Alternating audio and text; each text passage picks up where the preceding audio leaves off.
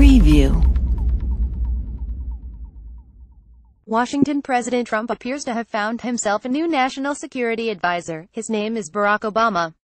Recent days have brought evidence of two foreign policy successes for the Trump administration. On Friday, a top State Department official who has served in the Obama and Trump administrations announced that gains against the Islamic State have picked up sharply and that the militants have lost 78% of their territory in Iraq and 58% in Syria.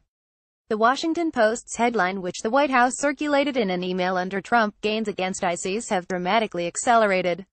Then, on Saturday, China and Russia joined in a unanimous UN Security Council vote to approve a U.S.-sponsored resolution with tough new sanctions on North Korea, a forceful world response to that country's missile tests. These two developments, in addition to being successes, had another thing in common. In both cases, the Trump administration essentially embraced Obama administration policies Trump previously derided as a total failure.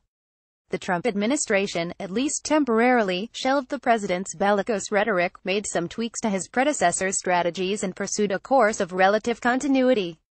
On North Korea, Trump has long been making threats and ultimatums, promising severe things and raising the possibility that South Korea and Japan could build nuclear arsenals.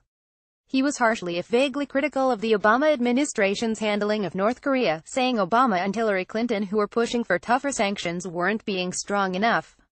And now last week, Secretary of State Rex Tillerson offered soothing words about North Korea. We do not seek a regime change. We do not seek a collapse of the regime. We do not seek an accelerated reunification of the peninsula. We do not seek an excuse to send our military north of the 38th parallel, he said. We are trying to convey to the North Koreans we are not your enemy. We are not your threat. Those words cleared the way for China and Russia to support the sanctions resolution at the United Nations on Saturday, as the Washington Post's Karen DeYoung reported. Representatives of both countries mentioned Tillerson's statement in casting their votes, with China's representative saying, "Our hope is that the United States will translate these four no's into a firm policy." Under the headline Trump's North Korea policy resembles Obama's, Politico on Monday reported that administration officials were privately sending signals that a preemptive attack on North Korea is not on the table, although National Security Advisor H.R. McMaster says otherwise in public, and that the Trump administration is pursuing a five-part strategy similar to the strategy undertaken by the Obama administration. On the Islamic State, likewise, Brett McGurk, a top State Department official under both Obama and Trump, announced that steps taken by Trump, notably his delegation of decision-making authority from the White House to commanders in the field, contributed to the reclaiming of 8,000 square miles of Islamic State territory. Trump's decision to give more authority to field commanders makes the military more nimble. The Obama White House was justifiably criticized for its plotting micromanagement of military strategy. Former Obama Defense Secretary Robert Gates, among others, complained about the centralized and controlling Obama national security team. But this change is a massage, not a reversal of an Obama strategy Trump repeatedly derided as weak, a disaster. By the time Trump took over, the territory controlled by the Islamic State had already fallen substantially from its peak in early 2015.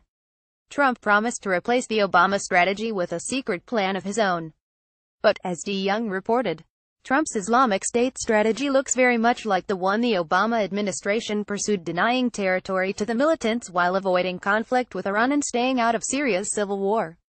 Trump's decision to free field commanders to make quick decisions comes with downsides. As gains against the Islamic State have accelerated, reports indicate that civilian casualties are also up sharply. Trump is also relying more on Russia than Obama did to keep Syrian government forces from interfering in the U.S.-led coalition's fight against the militants. Still, these differences are matters of degree, not a wholesale change from Obama's strategy. It's not as if Trump is about to usher in a third term for the Obama national security team. But even if these two cases turn out to be isolated and temporary, they show that within the Trump administration there is at least some instinct to tone down the wild talk and, ever so quietly, to bend to reality. Dana Milbank. Follow Dana Milbank on Twitter, @Milbank.